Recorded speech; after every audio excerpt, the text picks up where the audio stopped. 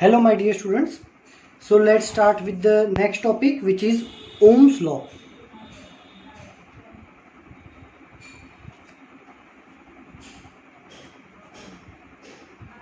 Really important concept for this chapter. So pay attention.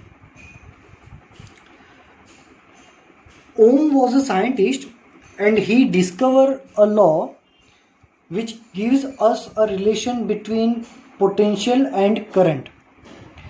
सो पहले ये समझो कि पोटेंशियल क्या होता है और करंट क्या होता है। मान लो कि ये कंडक्टर है, ठीक है। तो मैंने बताया था प्रीवियस लेक्चर में कि अगर कंडक्टर में से करंट पास करना है so we need to apply some potential difference, मतलब वोल्टेज, और वो वोल्टेज सप्लाई करने का काम कौन करेगा? बैटरी, ठीक है। सो बैटरी क्या करेगा? यहाँ पे हाई पोटेंशियल जनरेट करेगा, यहाँ पे लो पोटेंशियल जनरेट करेगा, तो इलेक्ट्रिक फील्ड प्रोड्यूस होगा पॉजिटिव टू नेगेटिव, और इसी वजह से जो भी फ्री इलेक्ट्रॉन्स थे इसके अंदर वो सारे फ्री इलेक्ट्रॉन्स अट्रैक्ट होंगे टूवर्ड्स पॉजिटिव, है ना। तो इलेक्ट्रॉन्स यहां से बाहर आएंगे और बाहर आके they will move towards the positive terminal, और नेगेटिव टर्मिनल में से फिर वापस बाहर जाएंगे और यहां पे जाएंगे, ठीक है। सो एक्चुअली इलेक्ट्रॉन पॉजिटिव में से बाहर निकल के ऐसे जाते हैं, पॉजिटिव टर्मिनल के अंदर जाते हैं। ऑलवेज रिमेंबर, इलेक्ट्रॉन्स का फ्लो कहाँ होता है? पॉजिटिव टर्मिनल के अंदर, और नेगेटिव टर्मिनल से बाहर निकल रहा है। बट हम करंट की डायरेक्शन कौन सी कंसीडर करते हैं? ऑलवेज देखो, इलेक्ट्रॉन तो है ना बहुत बाद में डिस्कवर हुआ, पहले इलेक्ट्रॉन की डिस्कवरी जब नहीं हुई थी, इलेक्ट्रॉन की डिस्कवरी जब नहीं हुई थी तब लोग क्या मानते थे? तब लोग ये बोलते थे कि करंट जो है वो पॉजिटिव टर्मिनल में से निकला है। फिर बाद में पता चला कि इलेक्ट्रॉन तो एक्चुअली उल्टा आता है। तो अब क्या करेंगे? तो फिर फाइनली वही डिसाइड हुआ कि करंट की डायरेक्शन तो हम जो पहले डिसाइड करते थे वही, कि पॉजिटिव टर्मिनल में से बाहर निकलेगा करंट और कंडक्टर में से होके दूसरी साइड में से वापस नेगेटिव में जाएगा। सो इलेक्ट्रॉन की डायरेक्शन पॉजिटिव में से बाहर, नेगेटिव में अंदर, ये करंट की डायरेक्शन अभी भी हम यही कंसीडर करेंगे। बट एक्चुअली में इलेक्ट्रॉन की डायरेक्शन कौन सी है? तो इलेक्ट्रॉन की डायरेक्शन इससे बिल्कुल उल्टी है। इलेक्ट्रॉन पॉजिटिव के अंदर और नेगेटिव में से बाहर निकलते हैं, फिर ऑब्जेक्ट में जाते हैं। Ready? So please keep in mind कि इलेक्ट्रॉन की मोशन की डायरेक्शन और करंट ट्रैवलिंग की डायरेक्शन ऑलवेज दोनों के ऑपोजिट होती है। खैर, ये तो हो गया बहुत बेसिक, जो कि 10th स्टैंडर्ड में भी आता था। हमें क्या करना है? हमें तो भी ओम्स लॉ पढ़ना है। ओम्स लॉ भी 10th में आता था, लेकिन हम यहाँ पे थोड़ा डिटेल में पढ़ेंगे।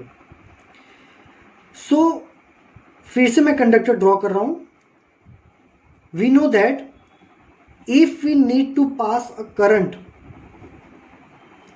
if we need to pass a current from conductor, we always have to connect the battery, we have to give the voltage supply, we have to give the potential difference, we have to give the voltage। Current निकालना है तो भाई voltage तो देना ही पड़ेगा। Ohms ने ये rule बनाया, एक बहुत सारे एक्सपेरिमेंट किए और एक लॉ बनाया फॉर कंडक्टर्स। उसने बहुत सारे कंडक्टर्स लिए और एक एक्सपेरिमेंट किया। पहले उसने क्या किया कि भी 2 वोल्ट की बैटरी लगाई, फिर देखा कि कितना करंट पास हो रहा है, वो करंट उसने मेजर किया। फिर उसने 4 वोल्ट की बैटरी लगाई, कितना करंट पास हो रहा है वो देखा। फिर 6 वोल्ट की लगाई, फिर 8 वोल्ट की लगाई। हर बार वो वोल्टेज इंक्रीज करता गया and he measures the current which is passing from the circuit. And finally, he gave a law.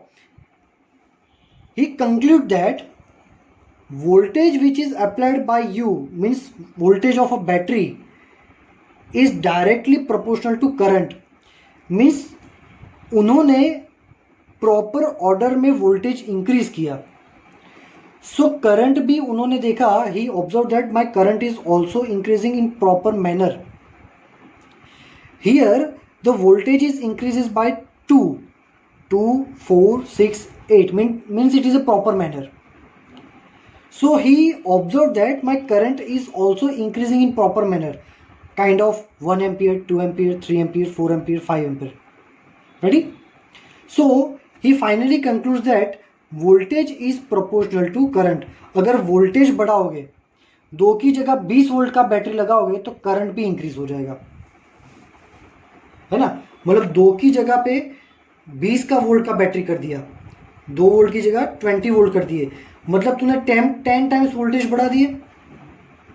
तो करंट भी हमारा कितना हो जाएगा, करंट 1 एम्पियर था तो सीधा हो जाएगा 10 एम्पियर. करंट भी 10 टाइम्स बढ़ जाएगा. जो भी करंट हो, अगर 3 एम्पियर होगा तो 30 एम्पियर हो जाएगा, मतलब करंट भी हमारा 10 टाइम्स बढ़ जाएगा. So we know that in mathematics we have to, when we have to remove the proportional we have to add a constant. तो यहां पे एज अ कांस्टेंट हम ऐड करते हैं R. Here R is known as a resistance and which is a constant. R is a resistance and it is a constant. Ready? So this is the most amp formula. यहाँ पे मैं फिर से लिख रहा हूँ V is equal to IR. This is the formula of Ohm's law and which is very important. अब यहाँ पे हमने एक क्या स्टेटमेंट दिया कि भी रेजिस्टेंस R जो है वो हमने एज अ कांस्टेंट प्लेस किया है, मतलब कि रेजिस्टेंस जो है वो कांस्टेंट क्वांटिटी है, ऐसा हमने बोला. Yes it is a constant quantity, but when if temperature is constant. अगर टेम्परेचर कांस्टेंट है तो ही ये पॉसिबल है. फॉर एग्जाम्पल, ये जो कंडक्टर है, मैंने एक एक्सपेरिमेंट करके इसका रेजिस्टेंस फाइंड किया और मुझे मिला 15 ओम. ठीक है. अब मान लो कि ये प्रैक्टिकल मैंने किया 2020 में, फिर 2080 में किसी को ये ऑब्जेक्ट मिला और मैंने 2020 में जब ये एक्सपेरिमेंट किया ना, तब मान लो कि रूम का टेम्परेचर था 37 डिग्री. कितने साल हो गए, 60 ईयर्स हो गए. आफ्टर 60 ईयर्स किसी को ये मटेरियल मिला, वायर से बैटरी कनेक्ट की.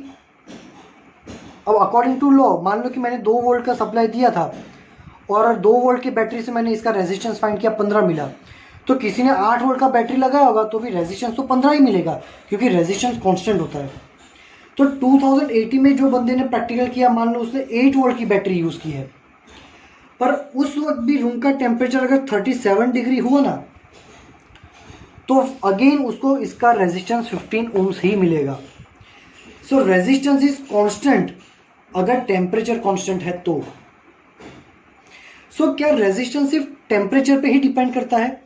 सो answer is that no.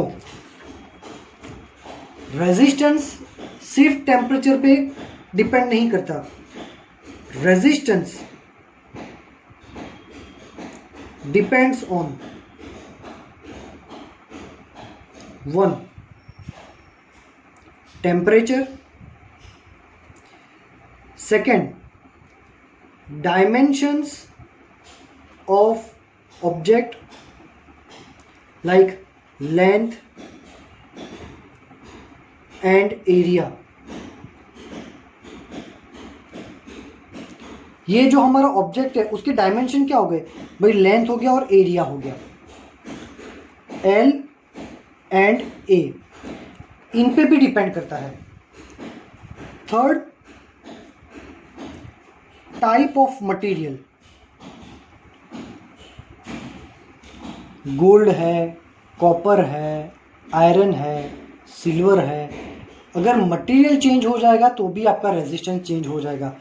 So resistance इतनी चीज़ों पे डिपेंड करता है. मोस्ट टाइम पे नोट डाउन कर लेना इसको अपनी नोटबुक में, it is a very important. ठीक है. इसमें से एक क्वांटिटी भी चेंज हुई तो आपका रेजिस्टेंस गया, मतलब गया मीन्स चेंज हो जाएगा। रेडी? चलो हम स्टेप बाय स्टेप सारी चीज़ों को देखेंगे कि भाई टेम्परेचर के साथ कैसे वेरी होगा। क्या टेम्परेचर बढ़ने से रेजिस्टेंस इंक्रीज होता है या टेम्परेचर बढ़ने से डिक्रीज होता है, ये हम देखेंगे। लेकिन ये थियोरी में नहीं, ये हम देखेंगे 2-3 थियोरी के बाद। डायमेंशन ऑफ ऑब्जेक्ट, लेंथ और एरिया के साथ रेजिस्टेंस कैसे चेंज करता है। क्या लेंथ बढ़ने से रेजिस्टेंस बढ़ेगा या कम होगा, एरिया इंक्रीज करने से रेजिस्टेंस इंक्रीज होगा या डिक्रीज होगा, ये हम इसी थियोरी में देखेंगे। मटेरियल के साथ कैसे डिपेंड करता है वो भी हम यही थियोरी में देखेंगे, बस ये हम बाद में देखेंगे। चलो अब हम देखेंगे इसके साथ कैसे वेरी करता है।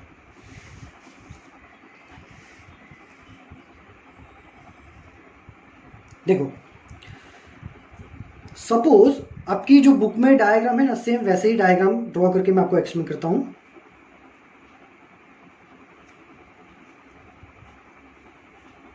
ठीक है, मान लो कि आपके पास इस टाइप का एक रॉड है। ठीक है, ये रॉड की लेंथ है L और इसका एरिया है A। ठीक है, अब यहां पे मैंने वोल्टेज दिया है V, और वोल्टेज देने से क्या होगा, उसमें से करंट पास होगा। सो रूल बना V proportional to I। Proportional की जगह कांस्टेंट रख दो तो R, मतलब कि अरेंज करो तो V is equal to IR। अब मैं क्या कर रहा हूं कि मैं इसी के साथ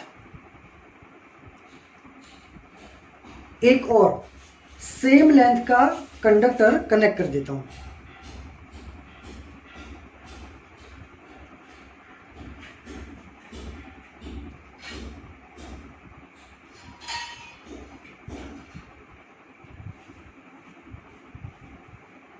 ठीक है, चलो काइंड ऑफ दिस। मैंने क्या किया कि भाई एक L लेंथ का कंडक्टर सेम यही है, ये A एरिया वाला, उसके साथ सेम एरिया वाला सेम लेंथ वाला मैंने एक और कंडक्टर डाल दिया। मतलब मैंने टोटल लेंथ क्या कर दी, 2L कर दी। मतलब मैंने लेंथ कर दी डबल। ठीक है, अब मैंने लेंथ डबल कर दी और यहां पे मैं फिर से पोटेंशियल डिफरेंस दे रहा हूं, वोल्टेज दे रहा हूं। तो क्या होगा, वोल्टेज देने से क्या होगा, मैंने बोला था कि वोल्टेज दे रहे हो तो करंट तो पास होगा ही होगा। अब करंट इसमें से पास हुआ तो वो करंट इसमें से भी पास होगा, मतलब दोनों में से सेम करंट ही पास होगा। लेकिन पोटेंशियल डिफरेंस जो कि ऑलवेज दो एंड में होता है, दो एंड के अक्रॉस में पोटेंशियल डिफरेंस मिलता है, तो यहां पर भी तुमको पोटेंशियल डिफरेंस मिलेगा V, और यहां पर भी पोटेंशियल डिफरेंस मिलेगा V। So total potential difference कितना हो गया, PD, मतलब पोटेंशियल डिफरेंस टोटल हो गया 2V। सो अब मुझे कोई ये बोले कि भाई ये पूरे सिस्टम के लिए ओम्स लॉ अप्लाई करो, पूरे सिस्टम के लिए। सो मैं क्या करूंगा, अब मेरे वोल्टेज कितने हो गए, 2V। So V is equal to current कितना पास हो रहा था, I जितना, और दोनों में से same. So V is equal to I into R। RC मतलब पूरे कॉम्बिनेशन का रेजिस्टेंस। सो यहां से मुझे RC क्या मिला, 2V अपॉन I। RC को सब्जेक्ट बनाओ, I नीचे चला जाएगा, क्या हो गया 2V अपॉन I। सो यहां पे देखो, यहां पे अगर मैं R को सब्जेक्ट बनाऊं ना तो V बाय I क्या हो गया, R। तो ये V बाय I की जगह मैं क्या लिख सकता हूं, R लिख सकता हूं इस पे से। सो क्या मिला मुझे, RC is equal to 2R। मतलब ये मैंने क्या फाइंड किया कि लेंथ डबल करने से मेरे सिस्टम का रेजिस्टेंस भी डबल हो गया। सो यहां पे स्टेटमेंट क्या आएगा, if length is doubled, resistance of system is also doubled. मतलब कि रेजिस्टेंस है लेंथ के प्रोपोर्शनल में, क्योंकि लेंथ डबल हो गई तो रेजिस्टेंस भी डबल हो गया। मतलब मैंने आपको बताया था कि हमें क्या क्या फाइंड करना है कि भाई रेजिस्टेंस है वो लेंथ के साथ कौन से रिलेशन में है, कैसे डिपेंड करता है, तो ऐसे डिपेंड करता है, resistance is proportional to L. अब हम क्या करेंगे, एक और केस देखेंगे। मान लो कि ये जो कंडक्टर है, फिर से मैं वही कंडक्टर यूज कर रहा हूं, थोड़ा आवाज आ रहा होगा आपको बैकग्राउंड में, वो जस्ट नियर बाय होम में थोड़ा कंस्ट्रक्शन काम चल रहा है और उसमें हम कुछ कर नहीं सकते, है ना। मैं कोई भी रूम में चला जाऊंगा वो आवाज तो आएगी आएगी। चलो मान लो मैं यही कंडक्टर को फिर से ड्रॉ कर रहा हूं,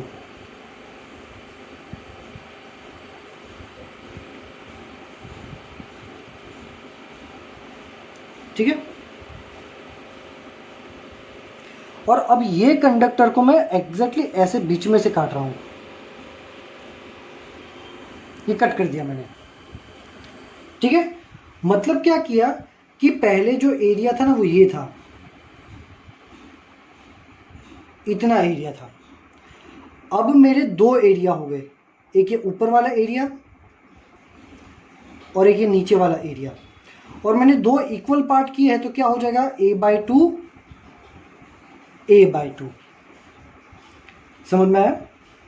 चलो, पर लेंथ तो हमारी उतनी ही रहेगी, क्योंकि लेंथ में हमें कुछ पार्ट नहीं किया, हमने बस बीच में से काट दिया इसको। अब क्या होगा, अब हम देंगे पोटेंशियल डिफरेंस, और पोटेंशियल डिफरेंस कहाँ देते, बिटवीन टू एंड्स। अब यहाँ पे क्या, ये भी एक एंड था और ये भी एक एंड था, यहाँ पे दो दो बार हमें एंड मिले, लेकिन यहाँ पे एंड तो हमारी यही रहेंगे, ये और ये। तो यहाँ पे वोल्टेज तो दो टर्मिनल के बीच में वोल्टेज क्या रहेगा, वो तो वही रहेगा, पोटेंशियल डिफरेंस। पर करंट, अब अगर हम यहाँ से करंट देंगे ना, तो वो करंट के दो पार्ट हो जाएंगे, थोड़ा करंट ऊपर वाले में से जाएगा, थोड़ा करंट नीचे वाले में से जाएगा। ऊपर वाले में से करंट जाएगा I/2 और नीचे वाले में से जाएगा करंट I/2, लेकिन दोनों के एंड पे यहाँ और यहाँ पोटेंशियल डिफरेंस तो यही रहेगा V, ठीक है। सो ये केस में अगर हम किसी एक कंडक्टर का रेजिस्टेंस फाइंड करें, मान लो कि ऊपर वाला जो है उसका रेजिस्टेंस फाइंड करते हैं, तो again from the formula V is equal to IR। चलो, तो वोल्टेज तो हमारा V ही था, लेकिन करंट क्या हो गया भाई, सिर्फ ऊपर वाले की बात कर रहे हैं, तो ऊपर वाले में से करंट पास हुआ I/2, और ये हो गया हमारा रेजिस्टेंस R1। ऊपर वाले का रेजिस्टेंस है सपोज R1, तो R1 को सब्जेक्ट बनाओगे तो क्या हो गया, 2V/I। क्या हो गया, 2V/I। अगेन V/I क्या होता है, R, तो V/I हो गया हमारा R, तो अब हमारा रेजिस्टेंस हो गया 2R। क्या रेजिस्टेंस हो गया, 2R। तो अब स्टेटमेंट क्या हुआ, यहां पे पूरे रॉड का एरिया सेम रखा था, बस लेंथ डबल की थी। यहां पे लेंथ सेम रखी है, एरिया आधा कर दिया है, तो क्या स्टेटमेंट मिलेगा, if area is half then resistance becomes double. Area आधा करने से भी रेजिस्टेंस क्या हो गया, डबल। मतलब एरिया आधा, रेजिस्टेंस डबल, इनवर्स प्रोपोर्शन में है। मतलब resistance is inversely proportional to area. तो मैंने आपको बताया था कि L और A पे डिपेंड करेगा, कैसे डिपेंड करेगा वो मैंने एक्सप्लेन किया है। अब दोनों फॉर्मूला को जब मर्ज करोगे तो क्या होगा, R प्रोपोर्शनल टू L/A, इसको और इसको मर्ज करोगे तो क्या फॉर्मूला बनेगा कि रेजिस्टेंस L के साथ डायरेक्टली प्रोपोर्शनल में है और एरिया के साथ इनवर्सली प्रोपोर्शनल में है। and when we remove this proportional we have to add a constant rho L by A। ये जो हमने कांस्टेंट ऐड किया है ये कांस्टेंट को बोलेंगे रो, और ये हो गया रेजिस्टिविटी। क्या हो गया? रेजिस्टिविटी। अब रेजिस्टिविटी किस पे डिपेंड करता है? Resistivity depends only on type of material. क्या हो गया? Only the type of material. मान लो कि आपने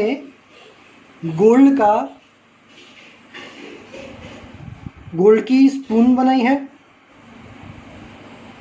आपने गोल्ड का नाइफ बनाया है, आपने गोल्ड की कटोरी बनाई है, या फिर आपने गोल्ड की बाल्टी बनाई है।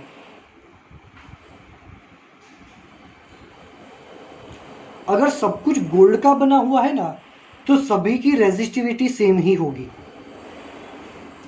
क्योंकि resistivity depends only on the type of material. ये सभी के सभी गोल्ड है तो रेजिस्टिविटी रो मैंने देखो सबकी सेम रखी, रो रो रो, पर सबके रेजिस्टेंस अगर कैलकुलेट करने जाओगे तो अलग अलग होंगे, R1, R2, R3, R4। क्यों? क्योंकि रेजिस्टेंस जो है वो L और A दोनों पे डिपेंड करते हैं। हर एक की लेंथ अलग अलग है, हर एक का एरिया अलग अलग है।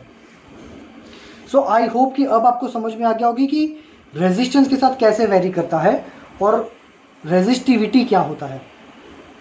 मतलब देखो रेजिस्टेंस की फॉर्मूला देखो, रेजिस्टेंस कितनी चीज़ों पे डिपेंड करता है?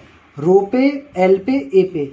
एल और ए तो हमने पढ़ लिया था, पर रो पे भी डिपेंड करता है, और रो खुद किस पे डिपेंड करता है? Type of material. मतलब resistance type of material, length और एरिया के साथ ये रिलेशन में है। मोस्ट आईएमपी फॉर्मूला याद रखना, ठीक है। तो अब तक हमने जो पढ़ा उसमें दो मोस्ट आईएमपी फॉर्मूला हो गए, एक ओम्स लॉ और एक R is equal to rho into L by A. चलो इसको भी हम अभी सॉल्व करेंगे, थियरी तो बहुत बड़ी है, यहीं पे कर लेते हैं। चलो सो हमने क्या डिराइव किया? हमने डिराइव किया R is equal to rho into L by A, ठीक है। ये हमने डिराइव किया है यहां तक। अब देखो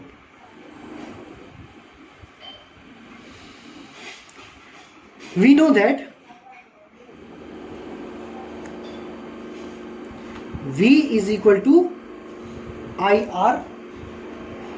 सो V is equal to I और R की जगह पे रख दो rho into L by A. अब यहां पे I बाय ए,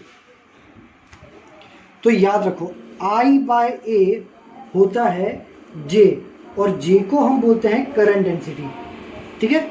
ये हो गया I बाय ए हो गया J, where J is known as a current density. Most IMP formula. So I by A की जगह J रख दो तो क्या हो जाएगा? V is equal to J rho L। क्या हो जाएगा? J rho L। अब देखो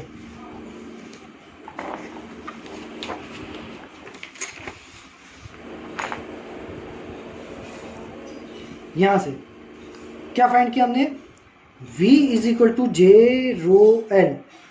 अब आपको याद हो तो हमने कैपेसिटर वाले प्रीवियस चैप्टर में एक फॉर्मूला देखते थे, V is equal to ED। मतलब कि अगर आपका कंडक्टर है उसकी लेंथ L है तो यहाँ पे जो पोटेंशियल डिफरेंस अप्लाई करोगे ना उसका रिलेशन होगा V is equal to E into L। Capacitor में दो प्लेट के बीच का डिस्टेंस हम D लेते थे, इसलिए कैपेसिटर वाले चैप्टर में V is equal to ED लिखते थे, बट यहाँ पे दो एंड के बीच का डिस्टेंस L है, तो अब फॉर्मूला होगा V is equal to EL। वो V की वैल्यू डाल देंगे यहाँ पे।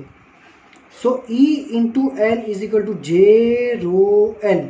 L L cancel, so E is equal to J rho, ऐसा फॉर्मूला बना। ठीक है, चलो मतलब यहां पे ये इलेक्ट्रिक फील्ड हो गया और ये जे वेक्टर हो गया। तो E is equal to J rho, most amp equation. Ready, चलो ये रो क्या है, रेजिस्टिविटी। रेजिस्टिविटी को हम ऐसे भी लिख सकते हैं 1/सिग्मा। रो रेजिस्टिविटी है तो सिग्मा है कंडक्टिविटी। तो रो की जगह अगर सिग्मा रख दे तो E is equal to J, रो की जगह सिग्मा डाल दो, रो की जगह 1/सिग्मा डाल दो, तो इसमें से जे बनेगा सिग्मा इंटू ई। इसे हम बोलेंगे another form of Ohm's law, या फिर vector form of Ohm's law.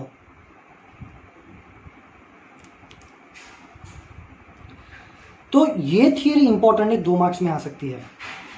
Derive Ohm's law in vectors form, derive Ohm's law in another form. ठीक है, तो आपको कहां से स्टार्ट करनी है थ्योरी लिखना, आपको यहां से लिखना है। We know that according to Ohm's law. मैं आपको बुक में दिखा देता हूं कहां से लिखना है।